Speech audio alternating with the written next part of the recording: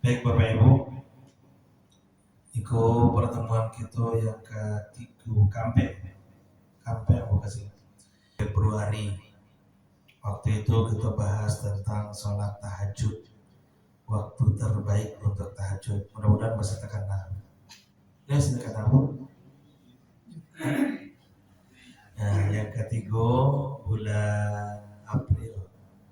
Waktu itu kita bahas tentang Idul Fitri dan kurban, sedikit kurban.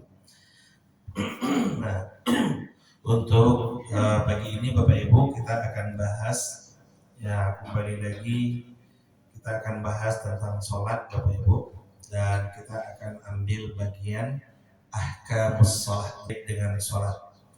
Bagian ini Bapak Ibu, di dalam sholat itu ada rukun yang harus kita penuhi kan, ada wajib sholat, ada sunnah sholat, dan bahkan nanti ada yang makruh dilakukan di dalam sholat itu. Nah, kita akan ambil yang keempat ini, hal-hal yang dimakruhkan di dalam sholat, yang kadang-kadang banyak orang melakukan. Di situ kalau disebut dengan pelanggaran sholat, ya hukumnya makruh Bapak Ibu. Makruh sunnah itu apa Bapak Ibu? Perintah Rasul. Kerjakan dapat pahala, ditinggalkan rugi. Ya, perintah Rasul, betul. Cuma dituntunkan oleh Rasulullah SAW. Kalau lawannya sunnah, lawannya makruh. Makruh itu kalau dikerjakan malah rugi, ditinggalkan mendapat pahala. Ya, kalau ditinggalkan kita justru mendapat pahala, dan dikerjakan justru rugi. Kenapa rugi? Karena kehilangan peluang mendapatkan pahala waktu itu. Nah, kiranya ada hal-hal yang makruh kalau tiba di main bola, kok di kartu kuning. Ya, di kartu kuning dalam sholatnya itu. Untung saya tidak sampai kartu merah. Nah, tapi kalau disengaja dilakukan dengan tujuan untuk menentang, nah itu bisa jadi kartu merah, akan membatalkan sholat. Oke, apa yang makruh di dalam sholat itu? Kita lihat subjudulnya mayajitani buhul musalli, hal-hal yang harus dijauhi oleh orang yang sholat. Bismillah. Yukrahu fis sholat taghmidu ainaihi. Pertama, makruh hukumnya di dalam sholat itu taghmidu ainaihi, memejamkan mata. Nah, kiranya memicing lebih dalam sholat Bapak Ibu. Nah, pernah tidak awak memicing ketika sholat? Pernah takjub? Sesuatu yang kita lihat. Apa yang kita lihat? Kalau kita sholatnya di depan Ka'bah, maka Rasulullah melihat Ka'bah itu sendiri. Lihat Ka'bah itu. Ka'bah tagak di bawah, Allahu Akbar. Lihat Ka'bah itu dia Bapak Ibu. Makanya kalau Bapak Ibu tengok video-video imam Masjidil Haram tuh, kan ada yang menakut itu. Ada menakut kan? Kayak Imam Sulaisi itu tidak pukul. Apa yang ditengoknya? Ka'bah. Karena memang sholatnya di depan Ka'bah. dan sunnahnya itu melihat Ka'bah. Nah, kalau awak bisa melihat Ka'bah, maka disunnahkan melihat ke Ka'bahnya. Tapi kalau tidak bisa melihat Ka'bah, seperti sholat di mushola lisan, maka disunnahkan melihat tempat sujud. Jadi lihatnya itu ke tempat sujud. Nah, Bapak Ibu, ketika awak bertahiyat, di saat telunjuk diangkat, maka pandangannya itu diarahkan ke telunjuk. Yang dicari itu telunjuk awak, dan telunjuk kawan lu dicari. Kawan-kawan mau garing-garing, ada jemaah gaduh ke bawah. Ustaz, tak gaduh mau dapat itu. Batu Pak, garing-garing tadi telunjuk lu. Kadang-kadang ada yang turun naik. Kadang-kadang ada yang kiri kanan. Kadang-kadang ada yang mau putar-putar begitu telunjuknya kan. Nah, kalau nampak ada orang akan telunjuk kawan mau garing-garing, dia ditangkap loh. Hai, mengapa ya? Ya, karena memang ada mazhabnya telunjuk itu bergerak dari awal sampai akhir dalam mazhab Maliki. Ya. Dalam mazhab Maliki telunjuk itu bergerak dari awal sampai akhir dengan gerakan sedang. Kan itu. Ya, ada keempat imam mazhab itu Bapak Ibu telunjuk itu bergerak itu. Kalau dalam mazhab Hanafi telunjuk itu diangkat dan diturunkan lagi. Nah, kapan diangkatnya? Ketika menyebut syahadat asyhadu an la ilaha illallahnya turun lagi. Kalau mazhab Maliki telunjuk itu turun naik terus, bergerak terus bahasanya. At-tahiyatul mubarakatus shalawatut thayyibatu lillah. Assalamualaikum ayyuhan nabi wa rahmatullahi wabarakatuh. Itu dia dalam mazhab Maliki. Dalam mazhab Syafi'i telunjuk itu diangkat ketika menyebut la ilaha.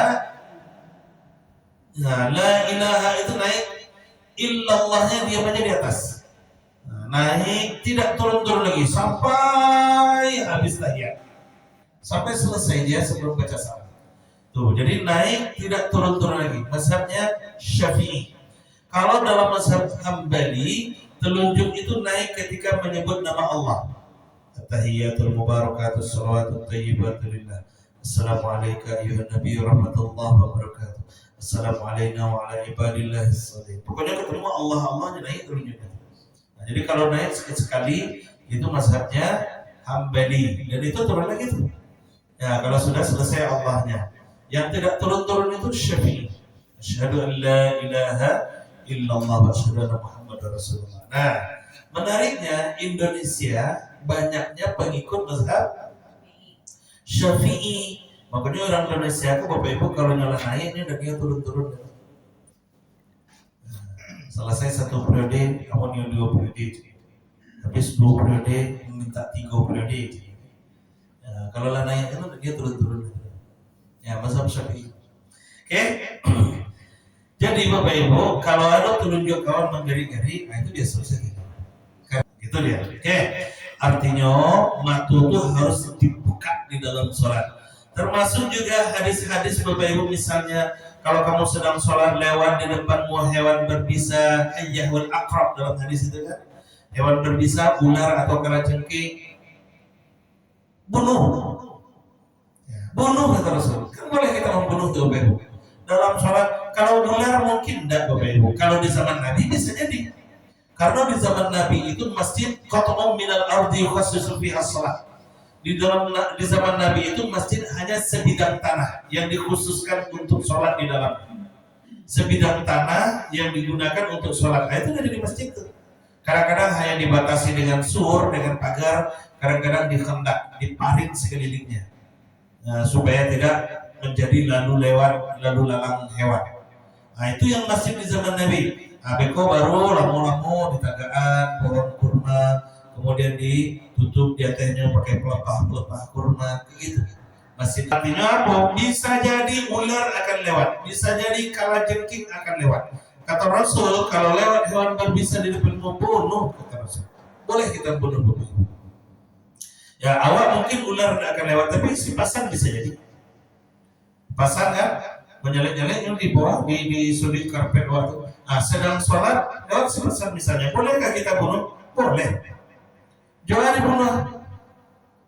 Ya, kalau kare telapak tangan itu lah, tokol aja tangan. Tapi kalau bangka, mereka sudah itu pun tahu jawab. Nah, boleh Bapak Ibu.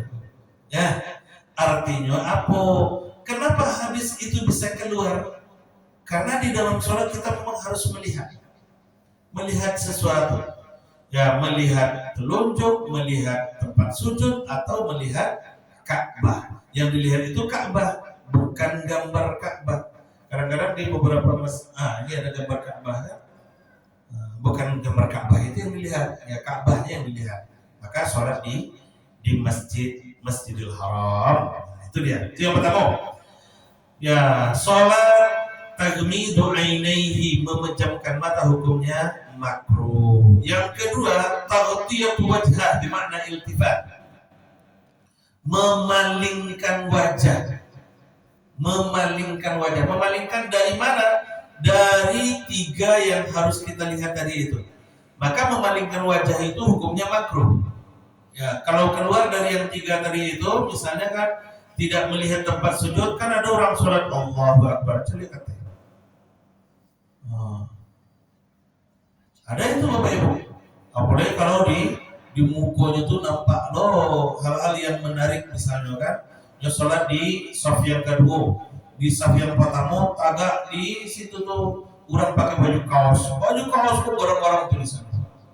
Karena ada dulu kaos-kaos yang makanya Bapak Ibu hal-hal yang akan memancing orang. Karena ada kaos-kaos yang tulisan-tulisan kadang-kadang di belakang. Dunia itu pahit, yang manis hanya senyum istriku. Nah, macam-macam tuh kaos-kaos itu tuh Bapak Ibu. Bila belum pengurus salah jumlah, beda selisih 30.000. Nah, kenapa Ibu 30.000? Ikut tidak menumpang rokok loh pengurus di siku. Nah, kacau tidak? Nah, jadi hal-hal yang akan memancing seperti itu, kayak gini Bapak Ibu. Tapi di mana kawan datanya? Situ mungkin bisa. Nah, seperti ini Bapak Ibu. Ini kan memancing nih, mancing.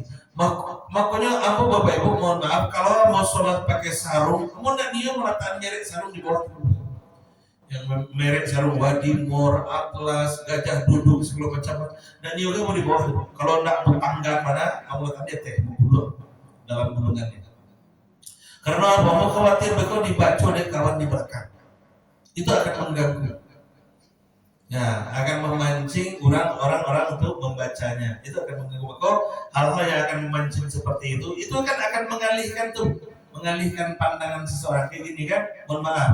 Allahu Akbar. Itu jadi. Ya, mungkin di situ bisa tuh. Sehingga kan kalau di samping kan mungkin sedang sholat Allahu Akbar. Uang itu kan mungkin kan, nah, gitu dia. Oke, itu yang kedua, memalingkan wajah. Nah, pelanggaran yang paling sering di sini Bapak Ibu memalingkan wajah ini ketika salam. Nah, ini sering terjadi itu. Salam itu tahallulnya sholat. Sebagaimana dalam hadis riwayat Imam Ahmad kata Rasulullah SAW, as-salatu muftatahun bit-tuhur wa tahrimu bit-takbir wa tahlilu bit-taslim. Salat itu kuncinya wudu, ditahrim mulai dari takbir. Makanya takbir itu disebut dengan takbiratul tahrim. Untuk mentahrim itu disebut dengan ihram upayanya. Maka kemudian kita lebih familiar menyebutnya takbiratul ihram. Jadi takbiratul ihram itu takbir untuk mentahrim, mengharamkan melakukan hal-hal yang di luar sholat.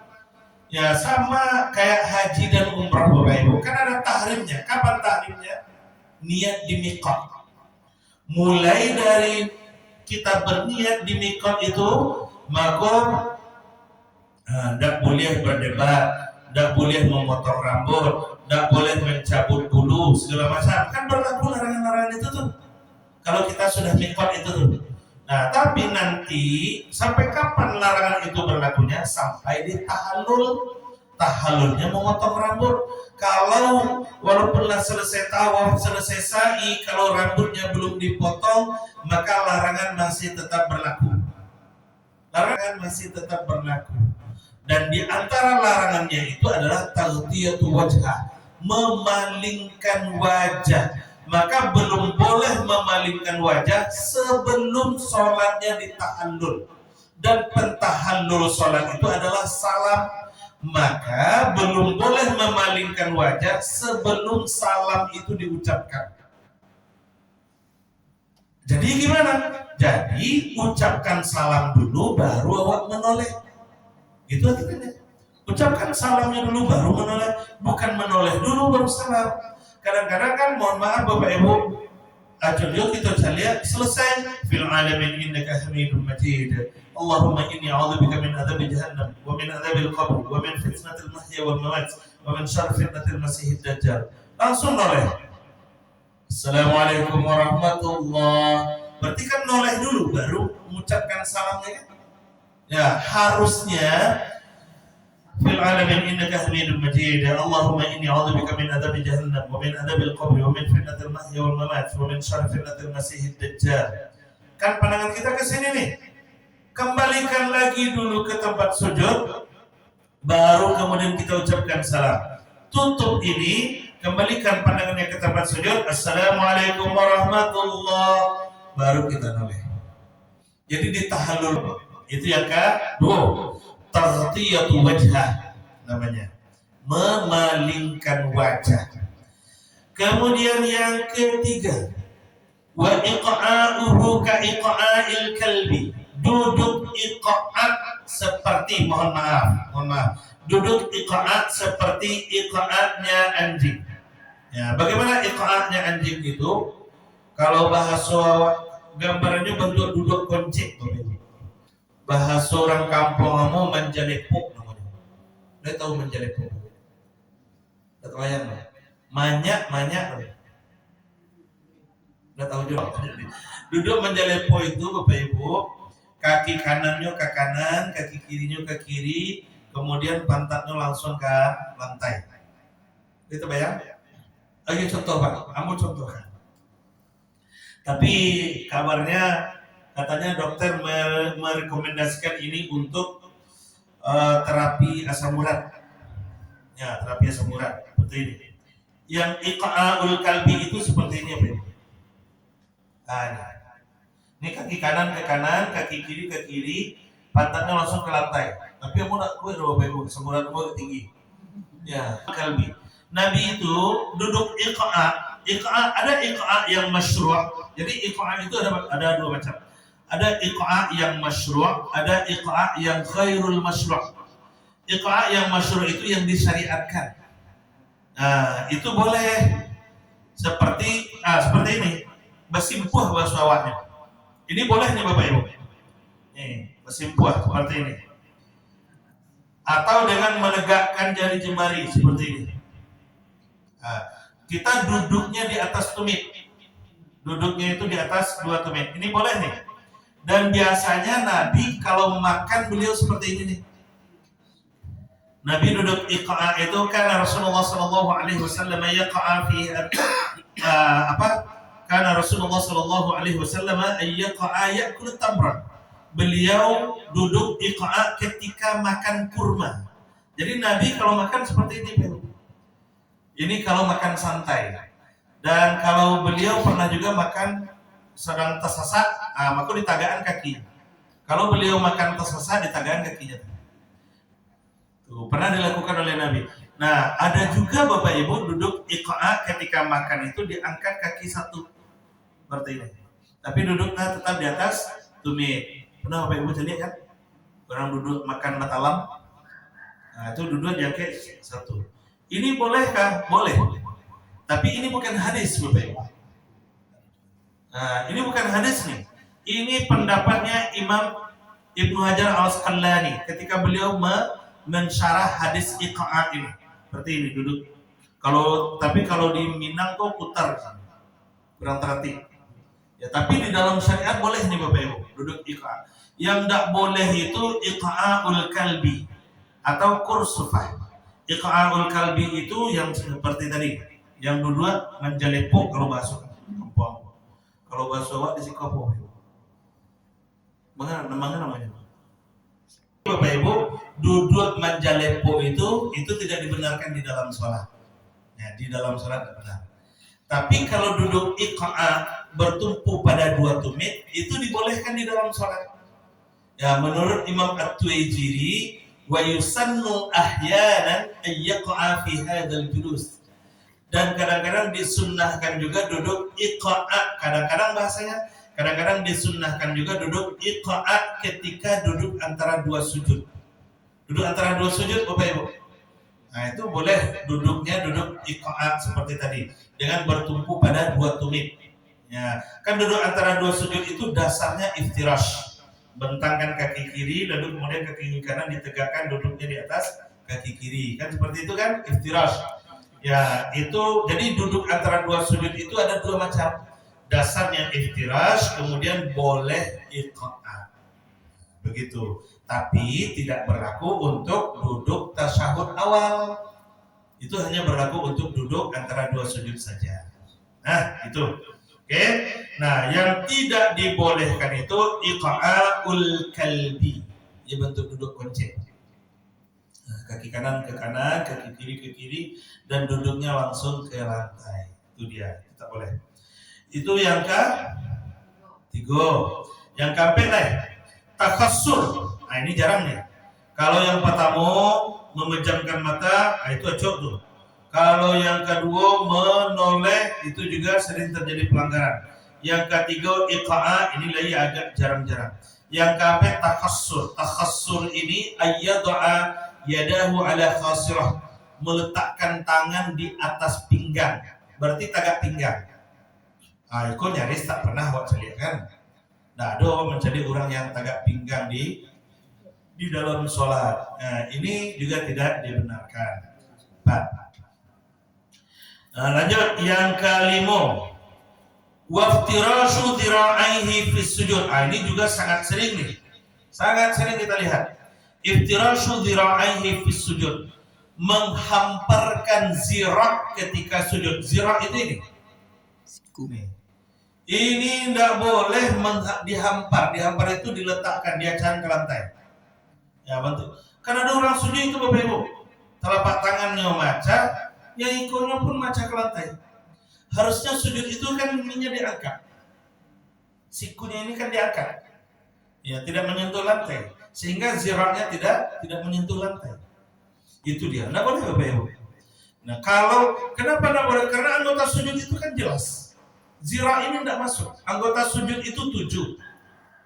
Al-qadaman, 2 jari jemari kaki, wal rukbatan, 2 lutut, pan, 2 telapak tangan, wal jabhah, 1 lagi kening.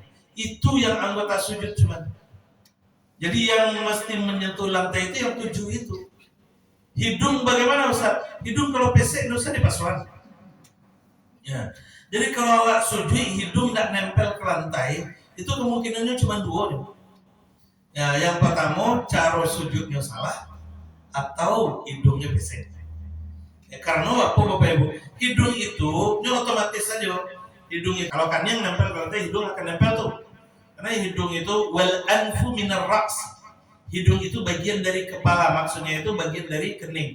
Ketika kening nempel ke lantai, hidung akan otomatis nempel ke lantai. Tapi hidung tidak masuk hitungan anggota sujud. Nah, hidung tidak masuk anggota sujud Bapak Ibu. Yang masuk anggota sujud itu 7. 2 jari jemari kaki, 2 lutut, wal kaffani, 2 telapak tangan, wal jabha, kening. Itu yang anggota sujud. Maka jangan ditambah, jangan dikurangi. Kalau kita hamparkan ini zirak kita dengan kita, zirak itu hastar. Ya kalau kita hamparkan ke lantai, tentu bertambah anggota sujud jadinya 9 jadinya. Karena itu mana nempel ke lantai kan? Kan sujud itu kan kaki tagak Bapak Ibu. Kan kaki tagak, jari jemari kaki kan nempel ke lantai itu kan. Nah, ketika duduk antara 2 sujud, kaki rabah. Kaki kirinya kan rabah tuh, kaki kanan tagak, kaki kiri rabah, iftirash. Ya duduk di atas telapak kaki tadi itu kan, firash dia kan. Nah, ketika sujud yang kedua, naniku pun tetap dia tagak kadang-kadang. Ya, tetap dia rabah. Harusnya kan ditagaan. Itu sering juga terjadi. Ketika sujud yang kedua, yang kaki kiri kok ndaknya tagaknya beliau, tetap dia nyerabahan. Berarti kurang anggota sujud, tinggal 6 jadi. Karena yang ikokon ndak nyentuh lantai dia, ndak ditagak. Ada juga Bapak Ibu yang ibu-ibu tuh nih ibu-ibu kan. Ibu-ibu tuh ketika sujud nyusun jari nan 10 di muka, sujudlah diletakkanlah kan yang dia teh punggung tangan. Nah, sujud di situ. Dan ada ibu-ibu mau sikol kan? Itu ndak boleh Bapak Ibu. Ya, tidak boleh itu.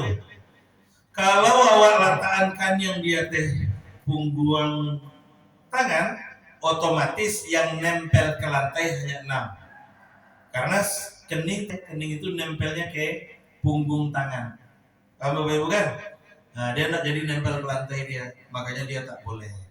Termasuk juga mohon maaf kadang-kadang ini juga pelanggaran sering terjadi nih. Ya, menggunakan pakaian yang mutaharrik ma'al musalli sebagai alat sujud. Seperti ya ibu-ibu itu tadi, ibu-ibu itu ketika sujud nyo hamparkan sajadahnya sujud di atas mukenah nyo hamparkan mukenahnya sujud di atas mukenah itu. Ada enggak? Sering. ibu kok ada jam. Nah, kalau ada berarti sama saya ibu 7 ibu kok jadi. Ya, itu tidak boleh tuh Bapak Ibu. Tidak boleh. Kan ada tuh nyamparkan mukenahnya, atau sujud di atas mukenah. Itu tak boleh. Kenapa tak boleh? Karena mukenah itu pakaian sholat. Mukenah itu mutaharrik ma'al musalli namanya. Dia ikut bergerak bersama orang sholat. Dia pakaian sholat. Maka dia tidak boleh menjadi penghalang keningnya dari tempat sujudnya. Termasuk juga kadang-kadang apa-apa yang pakai shawl, kadang-kadang sarung yang dikalungkan, kadang shawlnya yang dikalungkan, itu ya kadang-kadang shawlnya dikalungkan. Kalau shawl itu dikalungkan Bapak Ibu, lalu kemudian terhampar dan sujud di atas shawl itu makruh. Itu tak boleh. Jadi kalau awak misalnya ingin maleh sampai sujud, tanggan shawl itu letakkan di bawah. Sehingga nyo waktu awak menggari, nyo tidak menggari dong. Nyo jadi sajadah. Jadi nyo sajadah. Itu boleh Bapak Ibu. Nah, itu dia. Menghamparkan zirah.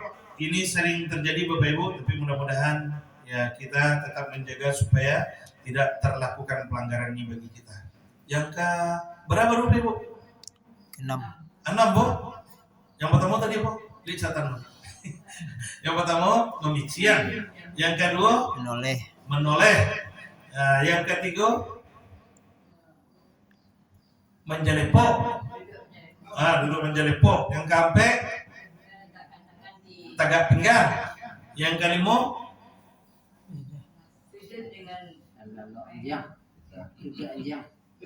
sujud anjang, sujud dengan menghamparkan sirah. Tuh 5 baru berarti benar.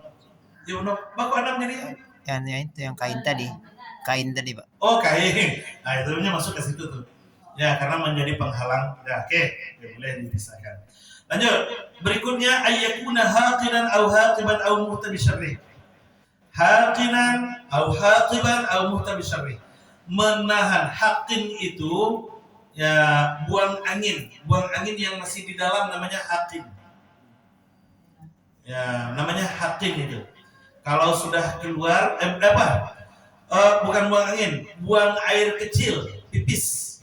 Pipis itu kalau masih di dalam namanya haqin. Kalau sudah keluar namanya baul. Ya, baul. Buang air kecil, buang air besar, haqib namanya. Haqib itu buang air besar. Kalau dia masih di dalam namanya haqib. Kalau sudah keluar namanya ghaid. Ya, ghaid. Kemudian muhtabisyarrih. Muhtabisyarrih itu buang angin. Jadi kalau dia di dalam, kadang-kadang kan awak sholat kan membumi itu Pak Ibu. Ya, menggurmeh-gurmeh rasanya kan. Kalau dia belum lewat selaput luar, maka dia tidak batal. Ya, kan ada dua pos. Ya, kalau baru lewat pos pertama itu belum batal Bapak Ibu. Belum batal. Tapi kalau sudah lewat pos yang kedua, selaput luar, itu dia menjadi batal. Buang air kecil, haqiban, buang air besar, muhtabisyarrih. Ya, buang angin, itu makruh. Lanjut. Sampai jam berapa? Sampai selesai. Banyak au yusalli wa huwa bihadrati ta'amin. Salat dake makanan.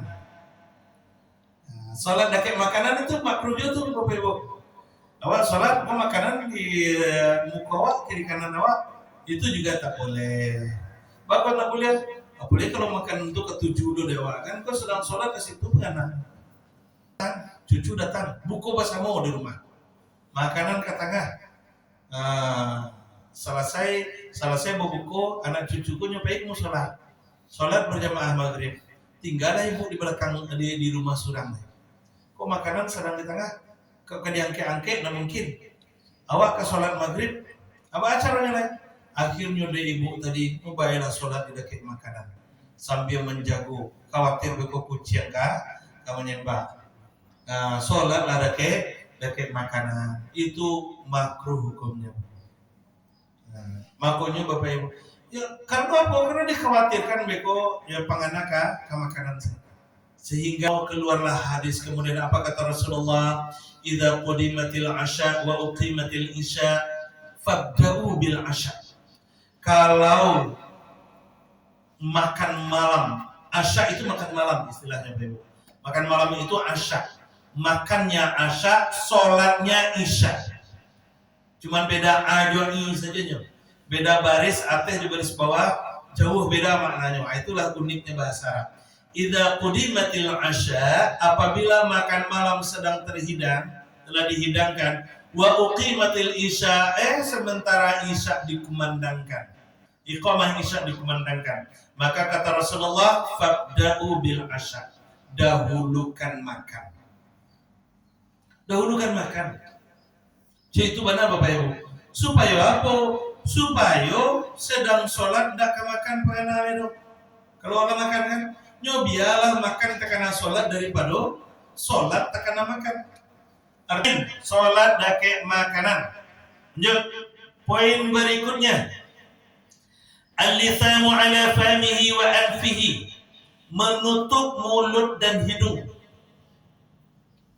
Pakai masker misalnya. Nah, karena ada orang yang pakai masker hanya untuk gaya-gayaan saja, itu tak boleh tuh. Pakailah sholat, itu tak boleh.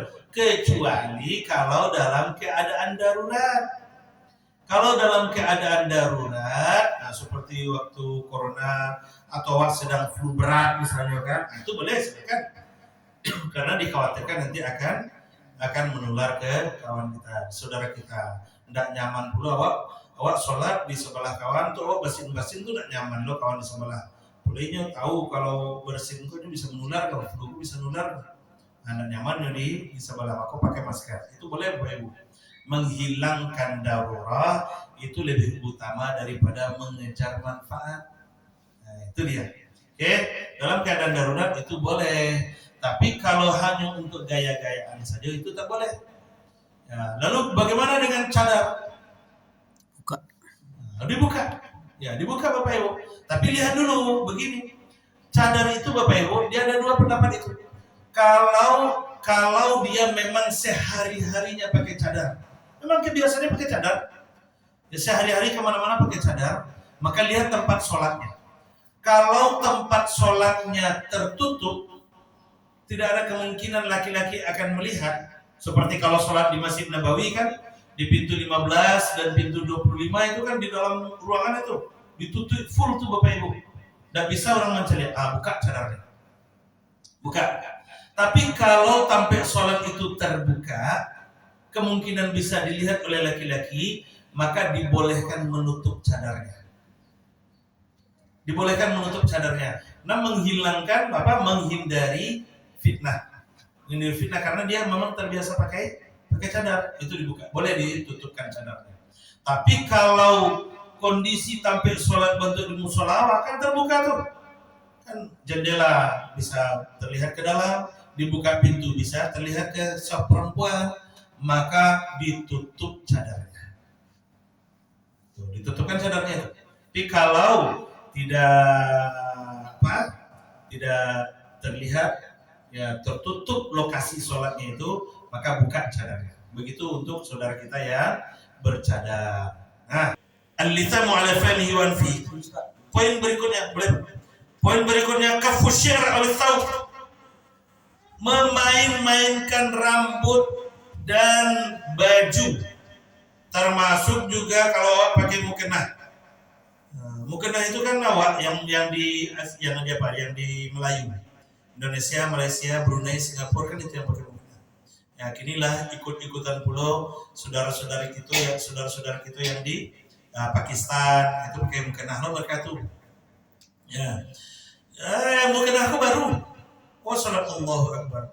Gilon mencari lagi, mencalur lagi. Kena Singapura namanya. Itu baju baru itu keraju sedang sholat itu tidak boleh. Rambut kalau memain-mainkan rambut di dalam sholat, adakah orang? Ada Bapak Ibu. Apalagi dalam model-model rambut tertentu kan. Dulu pada tahun-tahun 80-an ada rambut itu modelnya bagisan. Rambut itu bagisan, agak panjang. Bagi kuat, itu bagi konos tuh. Itu bambu itu. Pernah nggak untuk itu? Ya Allah Akbar. Alhamdulillah Rabbil Alamin Ar-Rahmanir Rahim Maliki Yaumiddin. Itu juga tak boleh. Kafus syi'r awit tau namanya. Itu tak boleh Bapak Ibu. Ya. Tuh, kalau tahun-tahun 90-an tuh rambu itu siko tinggal seketir aku habis siko tinggal seketir. Itu tahun 90-an tuh. Kalau tahun 2000-an model rambunya cepak, gaya Mandarin, bentuk AHY gitu kan, SBY kan, nah, cepak.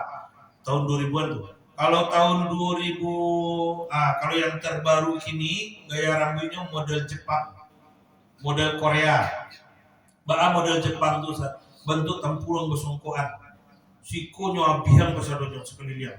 Itu yang dia teko panjang, bentuk tempurung. Itu model Korea namanya. Adanya yang model Jepang, yang dipanjangan rambutnya panjang Bapak Ibu, tapi arahkan ke kiri. Nututi mata sebelah kiri. Sedang sholat itu keren. Tuh banyak tuh, saya lihat anak-anak muda itu Bapak Ibu. Ya sedang sholat. Namanya kafus syi'ri awit tau. Kironya Bapak Ibu itu sudah terjadi sejak zaman Nabi. Sejak zaman Muhammad bin Abdullah At-Tuwaijiri. Itu sudah terjadi. Muhammad bin Abdullah At-Tuwaijiri ini sezaman dengan siapa namanya ini? Syekh siapa namanya ini? Penulis kitab sifat sholat Nabi ini. Siapa? Aduh. Mudah-mudahan aku terkena melihat. Penulis sifat sholat Nabi Bapak Ibu, seolah-olah kamu melihatnya. Nah itu dia. Itu sezaman. Itu tak boleh. Nah lanjut. Poin berikutnya. Berapa Bu? Al-bisaq. Kok 7? Banyak Pak. Al-bisaq lagi. Al-bisaq itu meludah. Sedang sholat tak boleh. Bahkan di dalam masjid pun juga tak boleh. Meludah. Kalau dulu di zaman Nabi, ya musaji tanah. Saya sebenarnya kan, ya itu dibolehkan meludah, tapi ke arah kiri dan tidak ke depan, ke arah kiblat. Ya, di dalam masjid itu dibolehkan. Tapi kalau bentuk ini, dalam musola wak meludah-ludah, rangkau pengurus. Nah, di jemaah yang lain kok, karpet saranca iko ludah-ludah kan, boleh. Kalau gimana Ustaz? Kalau kita mau tahu itu sudah keluar penuh di mulut ditelan lagi. Kan dari dalam. Kan dari dalam tuh Pak. Dari dalam tuh Pak. Dalam, kan dari luar. Lagi. Itu kan dari dalam ke dalam lagi. Iya. Ya, tapi jumlahnya agak banyak. Gitu aja. Debitnya banyak ya. Allah yuhibbul itash wa yakrahut tatha'ub. Allah itu cinta kepada orang yang bersin dan benci pada orang yang menguap. Kalau bersin itu, makanya kalau bersin itu kita muji Allah kan? Kita muji Allah Bapak Ibu. Alhamdulillah kan? Ya, karena di situ apa? Karena di situ ada rahmat Allah. Dalam bersin itu ada rahmat Allah Bapak Ibu. Maka kalau bersin bersyukurlah. Ada rahmat Allah di situ. Dari mana datang rahmat Allahnya? Dari doa orang yang ada di sekeliling kita. Ketika bersin baca alhamdulillah didoakan oleh orang sekeliling, yarhamukallah. Semoga engkau mendapatkan rahmat Allah. Luar biasa itu. Rahmat itu kasih sayang Allah dunia sampai akhirat. Karena rahmat itu gabungan dari Rahman dan Rahim. Itu rahmat Allah. Ya, makanya bersin jangan dimain-mainkan. Kadang-kadang itu yang sayangnya ada orang yang memain-mainkan bersin. Cinta. Pakai taruh di belakang. Kalau bersin, syukur. Alhamdulillah. Bersin. Kadang-kadang ada yang bercari bersin. Ya Allah ya Rahman. Ya bersin bercari. Allah cinta kok sama orang yang bersin. Ketika kita bersin itu menggerakkan seluruh saraf-saraf yang ada di tubuh kita itu bersin itu. Makanya orang-orang kalau lakas sehat itu bersin-bersin. Ya, karena semua saraf-sarafnya itu dibangkitkan lagi. Gitu dia. Oke? Dan Allah gimana tuh?